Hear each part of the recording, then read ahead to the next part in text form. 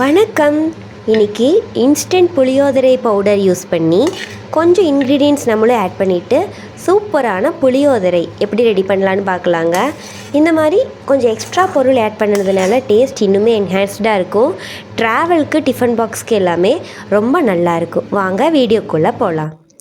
அதுக்கு முன்னாடி உங்களுக்கு குக்கிங் பிடிக்கும்னா நம்ம சேனலில் சப்ஸ்கிரைப் பண்ணிக்கோங்க. இன்ஸ்டண்ட்டான புளியோதரை செய்கிறதுக்கு இன்றைக்கி புளியோதரை பவுடர் நான் சக்தி பிராண்டோடது எடுத்திருக்கேன். 2 டேபிள் ஸ்பூன். நிலக்கடலை, வறுக்காத பச்சை நிலக்கடலை நமக்கு டேஸ்ட்டுக்கு ஏற்ற மாதிரி எடுத்துக்கோங்க. பெரிய வெங்காயம் 1, கறிவேப்பிலை கொஞ்சம், பூண்டு 2 பல் எடுத்திருக்கேன்.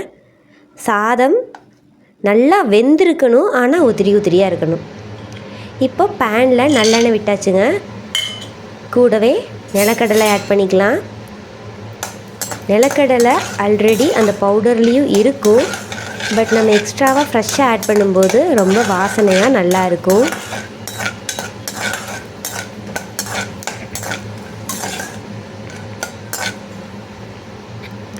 நிலக்கடலை நல்லா ஓரளவு வறுத்து வந்துடணும்.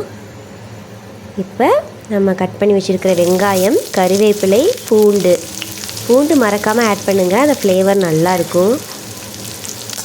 எல்லாத்தையும் போட்டுட்டு நல்லா வதக்கி விட்டுருங்க. பூண்டு தட்டி போட்டாலும் நல்லாயிருக்கும்.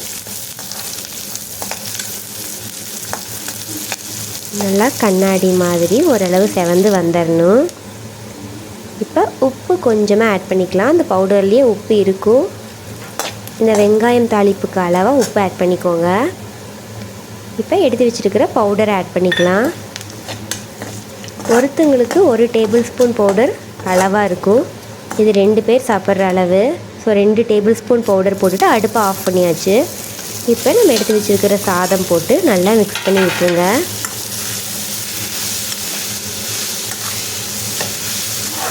இந்த பவுடர்லேயே பார்த்திங்கன்னா உங்களுக்கு பெருங்காயம், மிளகாய்த்தூள் எல்லாமே இருக்கும்.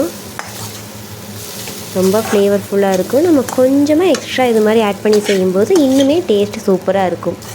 நம்ம அப்பப்போ செய்கிற புளி சாதம் மாதிரி ரொம்ப ஃப்ளேவர்ஃபுல்லாக இருக்கும். ரெடிமேட் மாதிரி இருக்காது, ரொம்பவே நல்லாயிருக்கும்.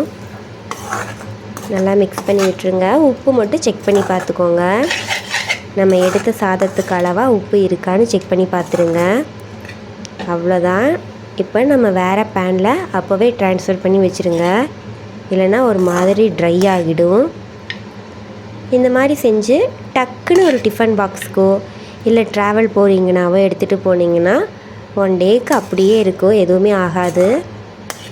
நம்ம கோயில் புளி சாதம் மாதிரி ஒரிஜினல் டேஸ்ட் அப்படியே இருக்கும். இதுக்கு சைட் டிஷ் பார்த்திங்கன்னா நம்ம டக்குன்னு செய்கிறதுனால சைட் டிஷ்க்கு டைம் இல்லைன்னா ஒரு பச்சை தேங்காய் சில்லு ரொம்ப நல்லாயிருக்கும், வச்சு சாப்பிட்டு பாருங்கள். அந்த புளி சாப்பாடுக்கும் தேங்காய்க்கும் ரொம்பவே அருமையாக இருக்கும்.